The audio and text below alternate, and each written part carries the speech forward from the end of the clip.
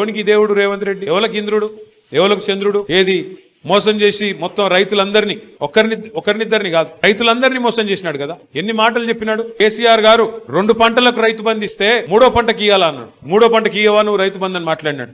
మళ్ళీ ఇవాళ పరిస్థితి ఏంది? కేసీఆర్ గారు ఉన్నప్పుడు బ్రహ్మాండంగా మీరు అడగకుండానే నాటేసే కాలం వచ్చిందంటే చాలు ఫోన్లు టింగు టింగు మన మోగేది. 11 సార్లు 73,000 కోట్ల రూపాయలు 70 లక్షల రైతుల ఖాతాల్లో మీరు అడగకుండానే దరఖాస్తు పెట్టకుండానే పడ్డాయి. ఈ రోజు ఏంది పరిస్థితి? రేవంత్ రెడ్డి ప్రభుత్వం వచ్చినాక, కాంగ్రెస్ ప్రభుత్వం వచ్చినాక ఒక్కసారి రైతు భరోసా ఇచ్చింది. ఒక్కసారి మొదటిసారి మనం కూడబెట్టిందే రైతు బంధు ఎలక్షన్లు అప్పుడు ఆపి ఎలక్షన్లు అయినాక యాజ్ ఇట్ ఈజ్ అదే 5,000 ఇచ్చినారు. అది కేసీఆర్ గారు ఇచ్చింది తప్ప వీళ్ళు ఇచ్చింది కాదు.